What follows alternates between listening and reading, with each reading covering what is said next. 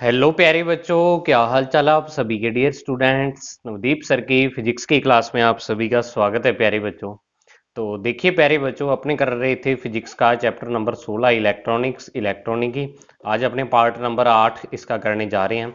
और इसमें जो अपने आज के टॉपिक है वो है ट्रांजिस्टर का उभयनिष्ठ आधार विन्यास और इसके अभिलाक्षणिक वक्र, और दूसरा है ट्रांजिस्टर का उभयनिष्ठ उत्सर्जक विन्यास। इसके आपको 3 विन्यास पढ़ाए थे, उसमें से अपने के 2 ही है सिलेबस में, तो उन दोनों के बारे में अपने को यहाँ पर डिटेल से पढ़ना है और उसके ग्राफ बनाने हैं। अभिलाक्षणिक वक्र मतलब ग्राफ उसके बनाने हैं, ठीक है। तो चलिए बच्चों, स्टार्ट करते हैं आज की वीडियो एक नई एनर्जी के साथ। तो देखो बच्चों, मैंने आपको पिछली जो वीडियो थी उसमें आपको बताया था कि ट्रांजिस्टर के अभिलाक्षणिक वक्र दो प्रकार के होते हैं। ये वाला टॉपिक मैंने उसमें लास्ट में करवाया था कि एक तो निवेशी अभिलाक्षणिक और एक निर्गत, मतलब इनपुट करेक्टरिस्टिक कर्व और आउटपुट करेक्टरिस्टिक कर्व। तो जो आपको मैंने इसमें बताया था कि किसको कांस्टेंट रख के किसमें ग्राफ बनाना है, वो आपको याद रखना है कि जब भी अपने निवेशी बनाना है, निवेशी मतलब इनपुट वाला, तो इनपुट वोल्टेज और इनपुट करंट के बीच में आपको ग्राफ बनाना होगा। और आउटपुट वोल्टेज को, निर्गत वोल्टता को क्या करना है, नियत रखना है, कांस्टेंट रखना है।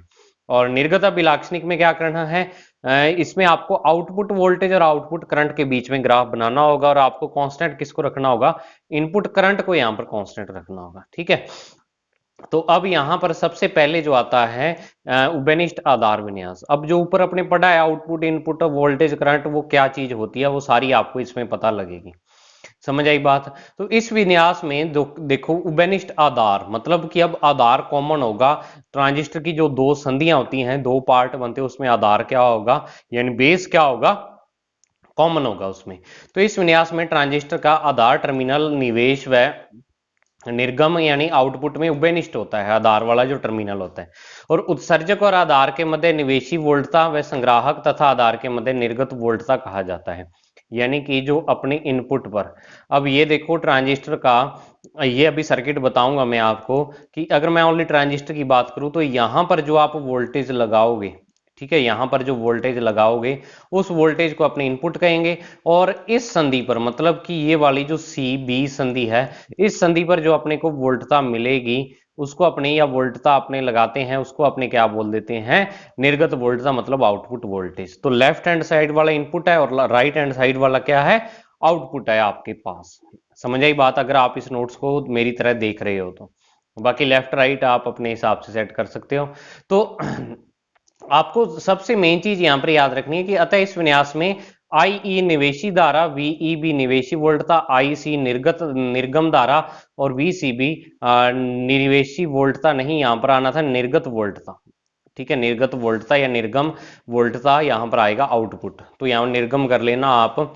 तो देखो यहां पर जो आपको, क्योंकि आपको यहां पर बनाने हैं ग्राफ, तो यहां पर आपको क्या करना पड़ेगा कि देखो ये वाला मीटर होता है, और मैंने आपको इसका सिंबल भी बताया था कि अगर पीएनपी ट्रांजिस्टर है तो इसमें अपने अंदर की तरफ क्या करते हैं, यहां पर इसका तीर का निशान लगाते हैं। अब अंदर की तरफ ही क्यों लगाते हैं पीएनपी में, वो भी अभी इसी में क्लियर होगा वो।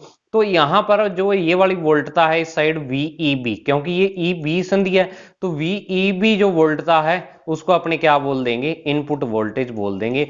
और जो करंट होगा यहां पर, क्योंकि ई संधि है इस साइड, तो आई ई करंट इस साइड होगा, तो आई ई करंट यहां पर क्या हो जाएगा, इनपुट करंट या निवेशी करंट या निवेशी धारा हो जाएगी।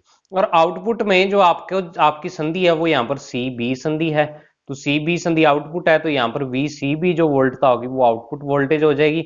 और जो करंट होगा, क्योंकि यहां पर आई सी करंट प्रवाहित होगा, ठीक है, इस संधि में जो ये वाला टर्मिनल है, क्योंकि ये संग्राहक वाला है, तो यहाँ आई सी करंट फ्लो होगा, तो आई सी यहां पर क्या है, आउटपुट करंट है, ठीक है।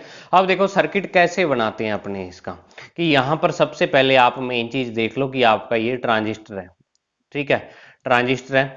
तो अब ट्रांजिस्टर में अपने क्या करते हैं यहां पर कि ये पीएनपी एक ट्रांजिस्टर है, तो अब इसको आपको, मैंने आपको कहा था कि जब भी आपको ट्रांजिस्टर काम में लेना है तो सक्रिय क्षेत्र में उसका प्रचालन करवाते हैं, मतलब कि जो इनपुट वाला है उसको फॉरवर्ड बायस करते हैं, आउटपुट वाले को रिवर्स बायस करते हैं। तो जब आप इस पीएनपी ट्रांजिस्टर को फॉरवर्ड बायस करना चाहोगे तो ये बैटरी आप लगाते हो। अब आप कहोगे कि सर ये बीच वाला आपने छोड़ दिया, तो एक बार इसको भी अपने करेंगे अभी, ठीक है, ये तीनों ही चीजें अपने भी समझेंगे कि इनको क्यों लगाते हैं। सबसे पहले आप एक चीज देख लो ये वाली, कि यहां पर जो इसका पी टर्मिनल है, इसको इस ट्रांजिस्टर के इस भाग को आपने क्या करना है, ये वाली ई संधि है, ये वाला ई टर्मिनल और ये वाला बी है। ई तो यहाँ पर P है और B जो यहाँ पर है वो N है। तो इसको फॉरवर्ड बायस करना आपको, तो फॉरवर्ड बायस करने के लिए आपको क्या करना पड़ेगा, यहाँ पर P को पॉजिटिव से और N को नेगेटिव से जोड़ना पड़ेगा। तो मतलब बैटरी का नेगेटिव टर्मिनल तो यहाँ पर इस बेस के साथ जुड़ जाएगा, ठीक है। और जो पॉजिटिव टर्मिनल है वो अपने यहां पर विभिन्न यानी रास्तों से गुजारते हुए यहां पर इसके साथ जोड़ देते हैं।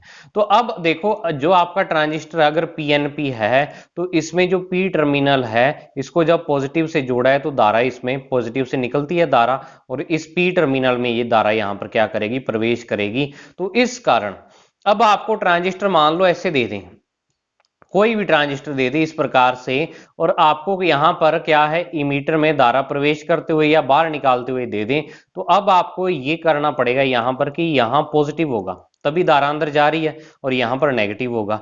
तो आप कह सकते हो कि ये वाला जो ट्रांजिस्टर है जी, इसमें इस पॉजिटिव के साथ अपने इस साइड वाले लेफ्ट साइड वाली है, ये लेफ्ट साइड को फॉरवर्ड बायस करते हो, तो पॉजिटिव के साथ फॉरवर्ड बायस करने के लिए पी पार्ट को ही जोड़ा होगा, ठीक है।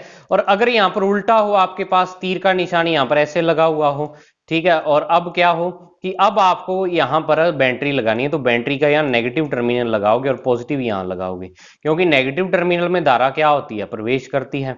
तो प्रवेश करती है मतलब धारा यहां से इमीटर से निकल रही है, तो निकल रही है तो इस नेगेटिव से ये इमीटर जुड़ा हुआ और इस पॉजिटिव से ये बेस जुड़ा हुआ है। तो अब नेगेटिव से इमीटर जुड़ा हुआ है तो नेगेटिव से नेगेटिव ही जुड़ता है और पॉजिटिव से पॉजिटिव ही जुड़ता है, तो ये एनपीएन ट्रांजिस्टर होगा। तो इस प्रकार धारा की दिशा और फॉरवर्ड रिवर्स बायस के हिसाब से आप क्या करते हो, पीएनपी और एनपीएन ट्रांजिस्टर का पता लगाते हो कि ये पीएनपी है या एनपीएन ट्रांजिस्टर है। समझ आई बात। अब बात आती है कि यहां पर अपने से ये सर्किट किस प्रकार बनाया हुआ है। अगर आप जो लैब में इसका सर्किट देखोगे, अगर आपकी लैब में ये वाला अवेलेबल हो, तो जैसे डायोड का आपको डब्बा मिला था, इस प्रकार से डब्बा होता है ना, उसमें टर्मिनल लगे होते हैं, वैसे ही इस ट्रांजिस्टर का डब्बा होता है, ठीक है। उसमें आपको पता क्या चीजें मिलेंगी, चार चीजें। उसमें आपको चार तो एमीटर वोल्ट मीटर मिलेंगे, ये वाले इनपुट वाले हैं और आउटपुट वाले हैं, ठीक है।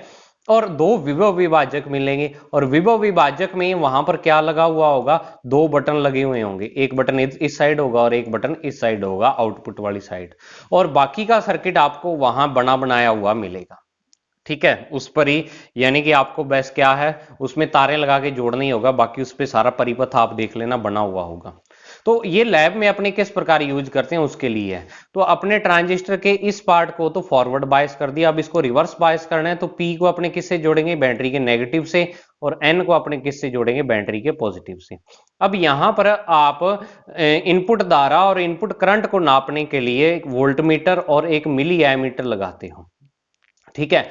वोल्टमीटर तो हमेशा समांतर क्रम में जुड़ता है, और एमीटर हमेशा क्या है, श्रेणी क्रम में जुड़ता है। तो एमीटर, अब आप कहोगे कि सर इसको लगाएं कैसे, पॉजिटिव नेगेटिव का ख्याल कैसे रखें, तो आपको बैटरी के पॉजिटिव वाले से इसके पॉजिटिव कनेक्ट करने हैं। तो यहां पर ये क्या है, सारे पॉजिटिव पॉजिटिव एक साइड होंगे और नेगेटिव इनके क्या होंगे, दूसरी साइड होंगे। इसका नेगेटिव इधर आ जाएगा, इसका चलो आगे जुड़ जाएगा। तो पॉजिटिव वाले एक साइड और नेगेटिव वाले एक साइड, इस तरीके से आपको याद रखना है, ठीक है।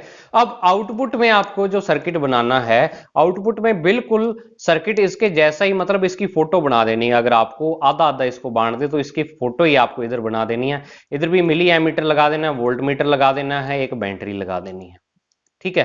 तो ये ट्रांजिस्टर क्या है, इस तरीके से वर्क करता है इसमें। अब देखो यहां पर आपको एक चीज, कि यहां पर अपने क्या है, आपको दो वोल्टताएं दिख रही होंगी, इधर वी बी बी और वी ई बी ईबी, और इधर वीसीसी और वीसीबी, ये वाली वोल्टताएं दिख रही होंगी। तो अब आप कहोगे कि सर ये वाली वोल्टताएं दो दो कैसे हैं। तो ये दो दो इस कारण है कि जब आपको क्या है कि ये वाली वोल्टता सेट करनी हो, मतलब कि आपको जब वोल्टता और धारा के बीच ग्राफ बनाना होता है, तो वोल्टता और इधर धारा के बीच, तो आपको वोल्टता के अलग अलग मान रख के और उसके संगत धारा के मान निकालते हो। जैसे आप ओम के नियम में भी ऐसे करते थे, सीधी रेखा ग्राफ आता था, तो वोल्टता का मान चेंज किया, धारा देखी, वोल्टता का मान चेंज किया, धारा देखी। तो अब वोल्टता का मान चेंज करने के लिए अपने क्या करते हैं कि यहां पर तो थोड़ी बड़ी बैटरी लगा देते हैं, मान लो 20 वोल्ट की, ठीक है। और ग्राफ में अपने को हमेशा चाहिए होता है कि वैल्यू अलग अलग वैल्यू के लिए अलग अलग धारा का मान, तो या ये वाली वोल्टता इस विभव विभाजक की सहायता से सेट की जाती है कि अगर मान लो 2 वोल्ट के लिए आप देखोगे धारा, तो अब विभव विभाजक की सहायता से आप वोल्ट मीटर में रीडिंग कितनी सेट करोगे, 2 वोल्ट। हालांकि बैटरी 20 वोल्ट की यहां पर लगी हुई है, लेकिन वोल्टेज आप सेट जो कर रहे हो, मतलब इसको अपने इनपुट वोल्टेज बोलेंगे कि ये वोल्टेज अपने खुद सेट कर रहे हैं, तो ये वाली इनपुट होगी, ना कि ये वाली होगी 20 वोल्ट। ठीक है ना। यहां से तो टोटल आ रही है, अब उसमें से यूज कितनी ले रहे हो आप, वो आप पर है। फिर 2 से 4, 6, 8, 10 इस प्रकार से वोल्टताएं सेट करते जाएंगे और धारा उसके संगत देखते जाएंगे। बिल्कुल उसी तरीके से अगर अपने को निर्गत अभिलाक्षणिक वक्र बनाना होता है, तो अपने को यहां पर भी चाहिए, तो यहां पर भी अपने क्या करेंगे, विभव विभाजक लगा होगा और उसकी सहायता से वोल्टता सेट करते जाएंगे और धारा यहां पर आती जाएगी। अब एक चीज और है यहाँ पर, ठीक है। सारी मेन चीजें आपको बता रहा हूं। देखो इसकी थ्योरी में कुछ नहीं है, आपको बिल्कुल सिंपल है, बस थोड़ा सा इसको समझना है। स्टार्टिंग में पहले वाले में थोड़ा समझना पड़ेगा, बाकी आगे वाला तो आपका ऑटोमेटिक से आराम से हो जाएगा। तो यहां पर आप अगर बात करते हो, मैंने आपको एक समीकरण बताई थी, I E is equal to I B plus I C. तो आपको इसी सूत्र के आधार पर धाराओं की दिशा यहां पर दिखानी पड़ेगी, ठीक है। और बैटरी के हिसाब से भी धाराओं की दिशा सेट होनी चाहिए।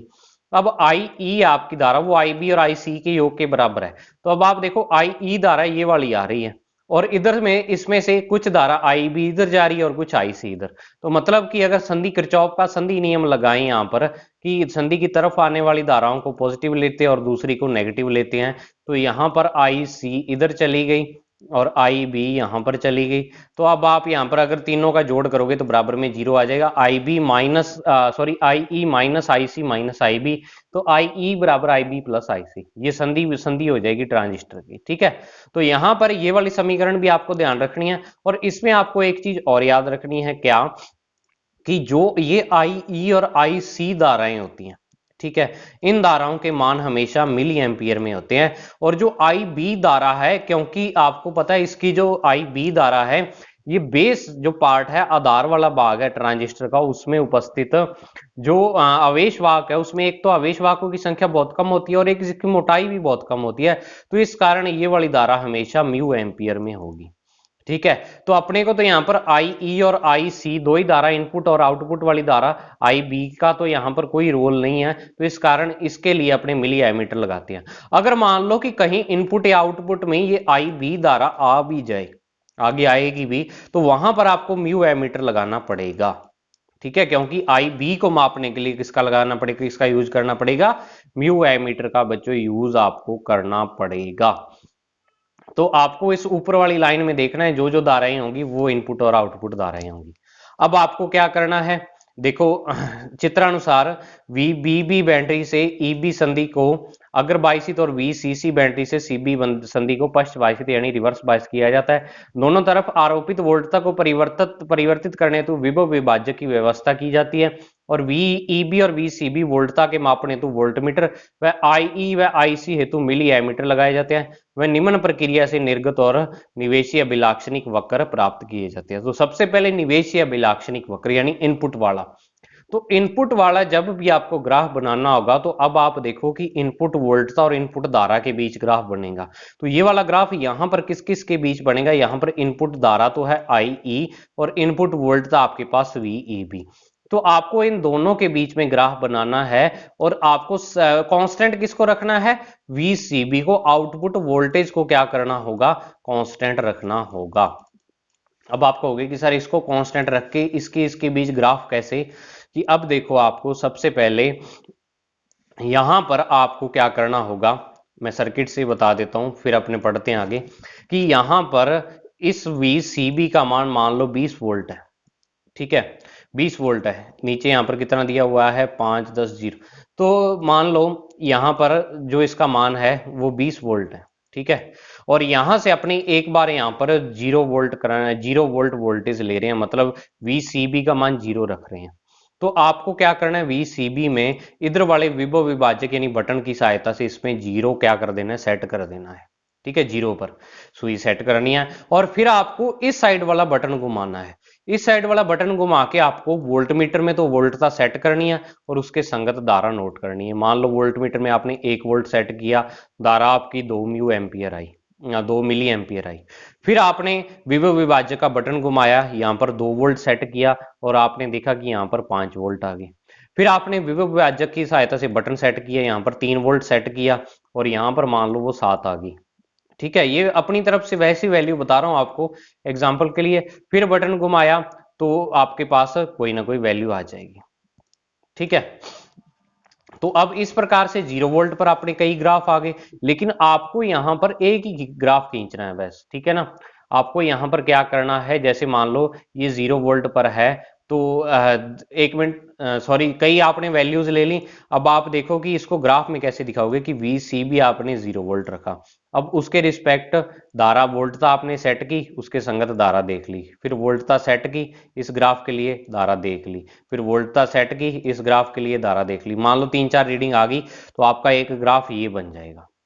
ठीक है, फिर आपको देखो क्या करना होगा बच्चों कि इस VCB को आपको फिर 0 से, मान लो यहाँ पर 20 वोल्ट है ये, तो 5 वोल्ट पर इसे सेट करना है। फिर इसमें 1 वोल्ट पर इसको सेट किया इनपुट वाले को और यहाँ पर धारा देखी, फिर इसको 2 वोल्ट पर सेट किया, धारा देखी, 3 वोल्ट पर सेट किया, धारा देखी, 4 पर सेट किया, धारा देखी। तो इस प्रकार से दूसरा ग्राफ आ जाएगा। जब आपने, अब इसको नहीं हिलाना आपको और ना ही ये हिलेगा, जब तक आप इसको नहीं हिलाओगे ये हिलेगा नहीं। ठीक है, तो 5 वोल्ट पर सेट की तो अपने पास एक ही वाला ग्राफ आ जाएगा। इसी तरीके से 10 वोल्ट पर सेट की तो इस प्रकार ये वाला ग्राफ आ जाएगा।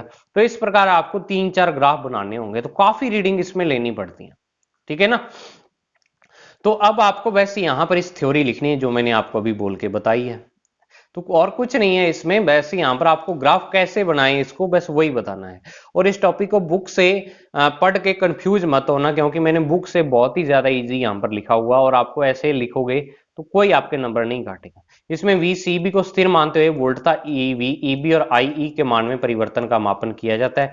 पहले विभव विभाजक से VCB के नियत मान हेतु VEB और IE के परिवर्तन ज्ञात किया जाता है। इससे हमें एक वक्र प्राप्त होता है जो लगभग डायोड के अग्र बायस के वक्र के समान ही है। और आप यहाँ पर देखो जितने भी वक्र आ रहे हैं वो डायोड के अग्र बायस के वक्र के समान है। क्यों? क्योंकि ये फॉरवर्ड बायस है, तो फॉरवर्ड बायस और ये संधि भी क्या है, एक PN संधि है, तो उस प्रकार से ग्राफ मिलेंगे। अब विभव विभाजक से VCB को 5 वोल्ट पर कांस्टेंट करते हैं और फिर से मान नोट करते हैं। अब क्या है, वक्र से स्पष्ट है कि IE VEB के एक निश्चित मान के बाद ही बढ़ना प्रारंभ होता है।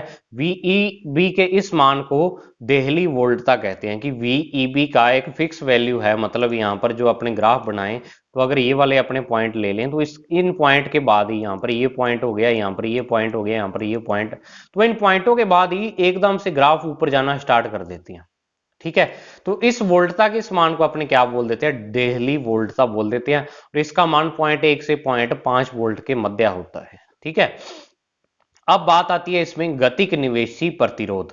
अब मतलब प्रतिरोध, जो ट्रांजिस्टर है वो कितना प्रतिरोध उत्पन्न करता है, क्योंकि ट्रांजिस्टर में क्या है, होल और इलेक्ट्रॉन होते हैं, ट्रांजिस्टर की संधियों में होल और इलेक्ट्रॉन होते हैं, तो वो कुछ प्रतिरोध भी उत्पन्न करते हैं। तो वो अपने इस ग्राफ में से क्या है, किसी भी ग्राफ से आप 2 वोल्टताओं का मान निकाल लो अंतर, और उसके रिस्पेक्ट धारा का अंतर निकाल लो, VCB यहाँ पर कांस्टेंट रहेगा, तो इसको गतिक निवेशी प्रतिरोध बोल देते हैं। ठीक है ना, गतिक निवेशी प्रतिरोध, और इसका मान 50 से 100 ओम की कोटि का होता है। वही जो डायोड के फॉरवर्ड बायस का होता है वैसा ही प्रतिरोध इसका होता है। तो समझ आई इतनी बात। अब अपने करते हैं निर्गत अभिलाक्षणिक वक्र, मतलब कि आउटपुट वाला। तो अब इसमें जो ग्राफ बनेगा आप वो बताओ मुझे किस किस के बीच बनेगा। यहां पर आपका जो ग्राफ बनेगा वो आउटपुट करंट और आउटपुट वोल्टेज इन दोनों के, और यहां पर आपको कांस्टेंट जो चीज रखनी है अब वो करंट रखना होगा। यहां पर आपने वोल्टेज रखी थी पहले, लेकिन आउटपुट वाले ग्राफ के लिए आपको इनपुट वाला करंट यानी IE को यहां पर क्या रखना होगा, कांस्टेंट। ये आपको याद ही करना पड़ेगा। तो देखो इस टॉपिक में यानी जो पेपर में आता है, जगह अगर आपसे पूछ लिया तो आपकी थ्योरी नहीं पड़ेगा एग्जामिनर इतनी ज्यादा, बहुत कम चांस है थ्योरी पढ़ने के। वो पता है क्या करेगा, वो देखेगा कि आपने जो ग्राफ है वो किस किस के बीच बनाए हैं, क्योंकि बच्चे कंफ्यूज यहीं पर ही होते हैं। ग्राफ किस किस के बीच बनाए हैं, किसने इसको कांस्टेंट रखा है, किस चीज को कांस्टेंट रखा है, और वो आपका सर्किट चेक करेगा कि फॉरवर्ड रिवर्स बायस इसने सही किया है या नहीं किया। इतनी कहानी नहीं पड़ेगा वो जो आपने यहाँ पर लिखी हुई है, इसको आप लिख दोगे तो वो आराम से आपके पूरे नंबर आ जाएंगे, अगर आपका सर्किट और आपका ग्राफ किस किस राशियों के बीच है वो आपने सही बनाया हुआ है। तो समझ आई। फिर निर्गत अभिलाक्षणिक वक्र आता है, तो अब इसमें अपने क्या करेंगे, तो देखो यहाँ पर अभी मैंने आपको जो बताया था, चलो एक एग्जांपल के थ्रू इसको भी समझ लेते हैं। भाई सबसे पहले आपने इसमें 1 मिली एम्पियर की धारा सेट कर दी, ठीक है। यहाँ पर ग्राफ में कितने की करी हुई है, हाँ पहले 0 मिली एम्पियर पर है, तो पहले आपने बिल्कुल जीरो धारा यहाँ पर सेट कर ली, मतलब 0 मिली एम्पियर पर इसको सेट कर लिया, तो स्टार्टिंग में 0 पर सेट किया। यहाँ पर आपने वोल्टेज 1 वोल्ट सेट कर ली, धारा देखी कितनी आ रही है ये वाली। फिर 2 वोल्ट सेट की, धारा देखी, 3 वोल्ट सेट की, धारा देखी, 4 वोल्ट सेट की, धारा देखी। तो इस तरीके से अपने सारी रीडिंग लेते जाएंगे और एक ग्राफ बनता जाएगा, ठीक है। फिर यहाँ पर आपको क्या करना है, 0 की जगह 1 मिली एम्पियर सेट करना है। फिर उसके रिस्पेक्ट आपको वोल्टेज सेट करनी है, धारा देखनी है, वोल्टेज सेट करनी है, धारा देखनी है। तो इस तरीके से दूसरा ग्राफ आ जाएगा। फिर 2 मिली एम्पियर पर सेट करना है, फिर वोल्टेज धारा, इस प्रकार 3 4 5 इस तरीके से आपको वोल्टेज सेट कर यानी धारा सेट कर करके, और ये अलग अलग ग्राफ, मतलब कि यहाँ पर तो इन्होंने 7 ग्राफ बना रखे हैं। तो इस तरीके से ग्राफ बनाने हैं। अब इस ग्राफ में स्पेशल नाम दिए हुए हैं कि ग्राफ के ये नीचे वाला एरिया है ट्रांजिस्टर का, ये संस्तब्ध क्षेत्र को बोलते हैं इसे, इधर वाले भाग को संतृप्त क्षेत्र बोल देते हैं, और इस भाग को सक्रिय क्षेत्र बोल देते हैं। ये आपको डायरेक्ट नाम याद रखने हैं, इनकी डिटेल पढ़ने की जरूरत नहीं है, ना ही आपके डिटेल आपके सिलेबस में यानी है, ठीक है इसकी। तो अब क्या है, इसमें निवेशी धारा आई को कांस्टेंट रखते हुए निर्गत वोल्टता वीसीबी के संगत निर्गत धारा आईसी के परिवर्तन का अध्ययन किया जाता है। इसके अपने स्टडी करते हैं। प्रारंभ में विभव विभाजक R1 की सहायता से आई को कांस्टेंट करते हैं, और अब R2 विभव विभाजक की सहायता से वीसीबी के मान में परिवर्तित करते हुए संगत धारा का मान प्राप्त करते हैं, जो वक्र निम्न अनुसार प्राप्त होते हैं, ठीक है। और आई ई बराबर 0 पर V C B not equal to 0 लेने पर आई सी का कुछ मान प्राप्त होता है अपने को, यानी जब आई ई को 0 रख लेते हैं और इसको अपने क्या करते हैं, वी सी बी 0 नहीं होता लेकिन फिर भी अपने को ये मान प्राप्त होता है। तो इस तथा सी बी संधि इस समय उत्क्रमित बायस होती है, अतः हमें ग्राफ उत्क्रम बायस के समान प्राप्त होता है। और आई ई 0 मिली एम्पियर के लिए वक्र को क्षेत्रफल को संस्तब्ध क्षेत्र बोलते हैं। अब आपने यहां पर देखो वोल्टेज ऐसे ली हुई है इस पर। अब आप कहोगे कि सर वहां पर तो आपने किस प्रकार लिया था, वहां पर अपने जब रिवर्स बायस का ग्राफ पढ़ा था, V और I के बीच जो ग्राफ आया था वो आपका ग्राफ इस प्रकार से आया था, ठीक है। तो अब आप क्या करो, इसको 90 डिग्री इधर घुमा दो, ठीक है, 90 डिग्री इधर घुमा दो, तो वैसा ही ग्राफ यानी रिवर्स बायस वाले ग्राफ आ रहा है, बस बढ़ना थोड़ा उल्टा हुआ है ये वाला, ठीक है। एकदम से धारा का मान बढ़ रहा है ना इसमें, सॉरी अपने उसमें आई यहां पर लेते थे और V यहां पर लेते थे, ठीक है। और नहीं नहीं ऐसे लेते थे अपने, वहां पर V यहां पर लेते थे और I, और एकदम से धारा का मान क्या होता था, ऐसे बढ़ जाता था। तो अब यहां पर भी देखो आप कि यहां पर एकदम से ऐसे धारा का मान यहां पर चेंज हो जाता है, ठीक है। पहले बढ़ता है इसमें, बाद में क्या हो जाता है, कांस्टेंट हो जाता है, इस पे थोड़ा सा उल्टा होता है, ठीक है। लेकिन फिर भी चलो रिवर्स बायस के जैसा सा ये क्या होता है, ग्राफ होता है। आई के अन्य मानों के लिए वीसीबी का मान बढ़ाने पर आईसी तीव्र रूप से बढ़ता है, वह शीघ्र ही संतृप्त हो जाता है, और वक्र के इस भाग को संतृप्त क्षेत्र के रूप में दर्शाया गया है। आई का मान प्रत्येक बार बढ़ाने पर आईसी के मान में भी वृद्धि होती है। भी आई का मान बढ़ाते जाएंगे तो आईसी यानी संतृप्त वाली अवस्था को भी ये लेट प्राप्त करेगा, समझ है। अब इसमें गतिक निर्गत प्रतिरोध है वो delta VCB upon delta IC और आई ई कांस्टेंट हो जाए 10 की पावर 6 ओम की कोटि का होता है, समझ आई बात। तो ये आपका क्या है, यानी कि ट्रांजिस्टर का अभिलाक्षणिक वक्र। अब कई बच्चों को ऐसे लग सकता है कि सर यहाँ पर डिटेल से नहीं पढ़ा रहे हैं हमें, क्या है कि स्पीड खींचे जा रहे हैं। तो एक तो ये है कि इस टॉपिक को डिटेल से पढ़ाने पर और ज्यादा कंफ्यूज होता है बंदा, ठीक है। डिटेल से आप बाद में पढ़ लेना, एक बार जितना आपके सिलेबस में उतना पढ़ लो आप, बस ग्राफ किस किस के बीच बनाना है, किसको कांस्टेंट रखना है, इतनी चीज याद रख लो, समझ आई बात। और इसमें से बड़ा क्वेश्चन आएगा ही आएगा। आज का जो टॉपिक 2 करवा रहा हूं आपको, पेपर में एक क्वेश्चन यहां से मिलेगा 4 नंबर का, और वो भी आपके डी सेक्शन में, मैं आपको पहले ही बता रहा हूं, ठीक है।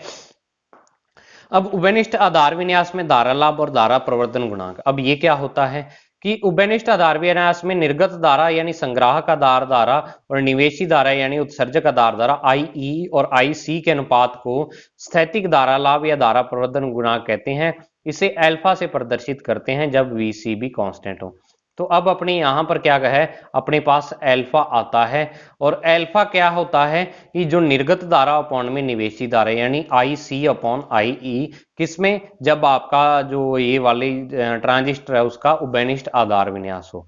तो आप यहाँ पर दो दिए हुए हैं, एक अल्फा डीसी दिया हुआ है, एक अल्फा एसी, मतलब डेल्टा वाला लोगे तो अल्फा एसी इसको नाम दिया और ये अल्फा डीसी। अब अल्फा एसी डीसी आपको याद नहीं रखना है इतना, आपको याद रखना है कि जो अल्फा होता है वो आई सी बटा आई ई होता है। और इस अल्फा से बहुत बार क्वेश्चन आया है, एक क्वेश्चन तो एक यही आया हुआ है बोर्ड में, काफी बार ये क्वेश्चन पूछा हुआ है कि अल्फा का मान कितना होता है सामान्यतः, या आपको कई मान दे देंगे कि अल्फा यहाँ पर आपको अल्फा नहीं देंगे, आपको ऐसे मान दे देंगे 0.99, फिर आपको एक 10, सॉरी, फिर 100, फिर 1000।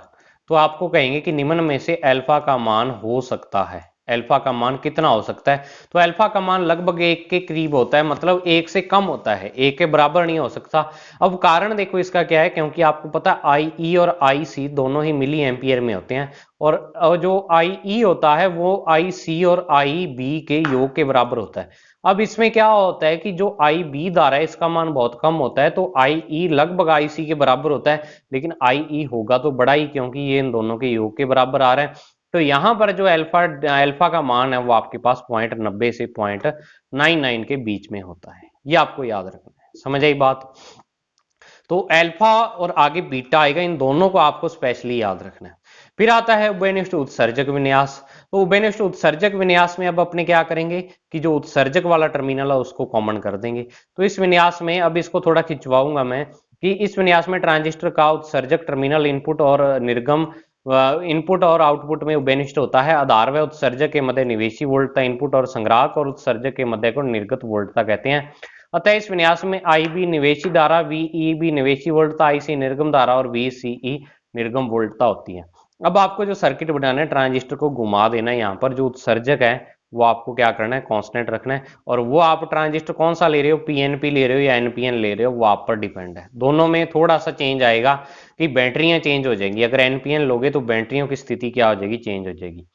तो अब आपको लेफ्ट हैंड साइड वाले को यहां पर दो संधियां कौन कौन सी बनेगी, अब यहां पर ये तो इमीटर है ये, और ये क्या है, बेस है। तो एक तो बनेगी ई बी संधि, और आउटपुट वाली कौन सी होगी, यहां पर ई सी या सी ई संधि होगी। ठीक है, सी ई संधि आउटपुट वाली होगी, क्योंकि अब दोनों में ई कॉमन आ रहा है। अब आप देखो, अब मुझे बताओ कि यहाँ पर इनपुट आउटपुट कौन कौन सी वोल्टेज है। तो input voltage V B E है, और इनपुट करंट है अब आई बी होगा, यहाँ पर आई ई नहीं होगा, आपको ये वाला करंट ही लेना है। और इधर आउटपुट वाला आई सी होगा, और आउटपुट वाली वोल्टेज क्या होगी, वी सी ई होगी। ठीक है, अब देखो इसको फॉरवर्ड रिवर्स बायस करना सीखते हैं। तो इधर देखो ये एन पार्ट है इसका, ये पी पार्ट है। तो पी पार्ट को अपने क्या करेंगे, पॉजिटिव से जोड़ देंगे, और एन पार्ट को नेगेटिव से जोड़ देंगे।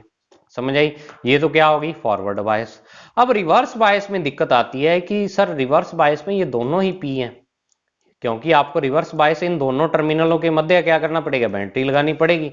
अब दिक्कत आ गई कि ये वाले दोनों ही पी हैं, तो रिवर्स बायस इसको कैसे करें। ठीक है, तो सोचो कैसे करोगे रिवर्स बायस जब दोनों ही पी टर्मिनल आ गए, पी और एन को तो आप जानते हो। तो आपको यहां पर एक चीज ये याद रखनी है, इसको जब रिवर्स बायस करना है तो आपको यहां पर आई ई, आई बी और आई सी इन धारा की दिशा के आधार पर इसको रिवर्स बायस करना पड़ेगा। वैसे अपने नहीं कर सकते रिवर्स बायस, अगर पी और एन के हिसाब से करना चाहें, इनकी दिशा के आधार पर आपको यहाँ पर बैटरी लगानी पड़ेगी। अब आप कहोगे कि दिशा के आधार पर कैसे, कि आपको आई ई की दिशा तो पता लगी गई, तो आई ई की दिशा पता लग गई तो आई बी और आई सी की दिशा आई जाएगी, क्योंकि ये धारा यहां पर प्रवेश कर रही है, और तो आई सी और आई बी दोनों ही आउटपुट होंगी, यानी बाहर निकलेंगी। तो बाहर निकली, तो अब आई सी धारा ये यहां पर ऐसे जा रही है, और जो धारा ये ऐसे जाती है ये किस टर्मिनल में जाती होती है, नेगेटिव में प्रवेश कर रही होती है। और यहां पर जो आपके पास ये वाली धारा है आई सी, इसके बेस पर आप ये वाला जब टर्मिनल नेगेटिव कर दोगे तो और नीचे वाला ऑटोमेटिक से पॉजिटिव हो जाएगा। और यहाँ पर आई ई भी देखो, अगर आप आई ई करंट को लेते हो तो हमेशा इस पॉजिटिव से क्या होता है, करंट बाहर निकलता है। तो आपको हमेशा ये चीज याद रखनी है कि जब भी डायोड में ऐसी कोई स्थिति आ जाए, सॉरी ट्रांजिस्टर में ऐसी कोई स्थिति आ जाए कि आपको पी एन का पता ना लगे, जैसे इसमें दोनों पी टर्मिनल आ गए, तो धारा के आधार पर उसको फॉरवर्ड या रिवर्स बायस करना होगा। अब आपको होगा कि सर हमें पता कैसे लगेगा कि फॉरवर्ड और रिवर्स बायस कैसे है ये, तो वैसे आपको पता नहीं लगेगा, आपको धारा के आधार पर इसको देखना पड़ेगा। ठीक है। अब आप यहाँ पर एक चीज देखो, एक चीज का और चेंज आ रहा है इसमें कि यहाँ पर जो म्यू एमीटर आपने लगाया हुआ है, ये पहले मिली लगा हुआ था, अब म्यू क्यों लगा दिया? क्योंकि यहाँ पर जो अपनी धारा है आई बी, और मैंने आपको बताया था कि आई बी के लिए अपने हमेशा किसका यूज करते हैं? म्यू एमीटर माइक्रो का, क्योंकि इसका मान बहुत कम होता है।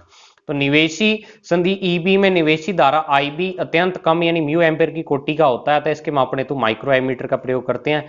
चित्रानुसार वी बीबी से आधार उत्सर्जक संधि को अग्र बायसित और वीसीसी बैटरी से उत्सर्जक संग्राहक संधि को पश्च बायसित करते हैं। दोनों तरफ आरोपित वोल्टता और धारा के परिवर्तन हेतु विभव विभाजक R1 और R2, ये तो परिपथ का हो गया। अब इसमें आता है ग्राफ इनपुट और आउटपुट का, तो वो मैं आपको यहां से डायरेक्ट बता देता हूं, थ्योरी इसकी पढ़ लेना आप।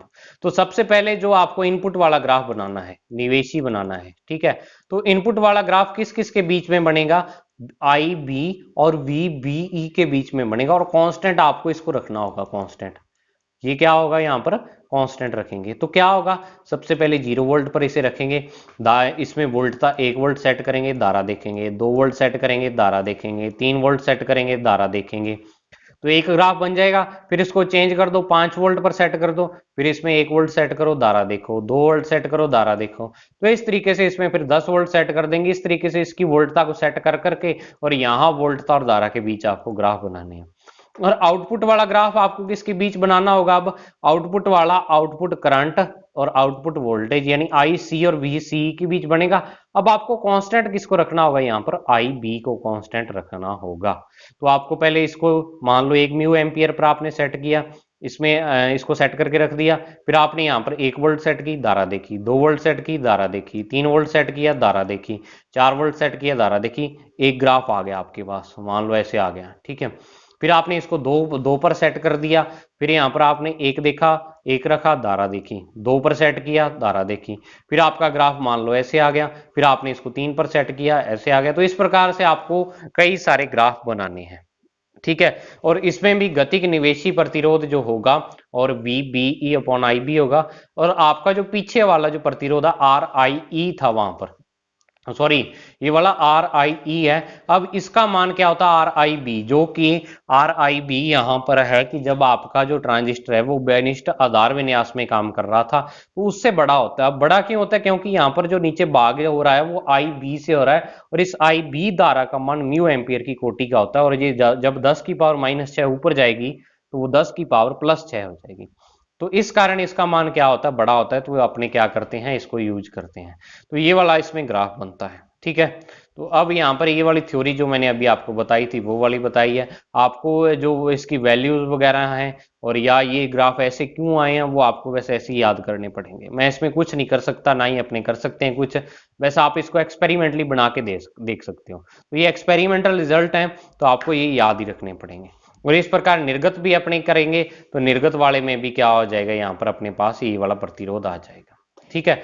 और यहां पर अगर मैं दूसरा धारा लाभ की धारा प्रवर्धन गुणांक यहां पर क्या होता है? बीटा होता है, और उसका मान होता है आउटपुट वाली धारा आई सी है और इनपुट वाली धारा आई बी है। तो आई सी बटा आई बी उसका मान होता है। उसको अपने कल पढ़ेंगे, क्योंकि आज काफी टाइम हो चुका है, इतनी बड़ी वीडियो को एडिट करना भी थोड़ा मुश्किल हो जाता है, तो इस कारण मैंने थोड़ा सा खिंचवाया काम। तो इसको आप पढ़ लेना, आपको सारी चीज याद हो जाएंगी। अब इसमें ये मान लो सेंस संतृप्त क्षेत्र, सेंस शब्द सक्रिय है, ये क्या चीजें होती हैं ये आपको नाम याद रखने हैं बस, और कुछ नहीं, ठीक है। तो इसको ज्यादा यानी कि डीपली में मत लेना, जितना मैंने करवाया उतना पढ़ लो, इससे आपके आराम से क्या हो जाएगा? सही हो जाएगा। और पेपर में आपको डायोड और ये अथवा में मिलेगा ही मिलेगा इसका क्वेश्चन, आप देख लेना, लिख लो आप। तो आपको तय करना है कि डायोड पढ़ना है या ये वाला टॉपिक पढ़ना है, ठीक है। तो आज की वीडियो में बच्चों इतना ही। अब मिलते हैं अपने नेक्स्ट वीडियो में, तब तक के लिए thank you, have a nice day प्यारे बच्चों।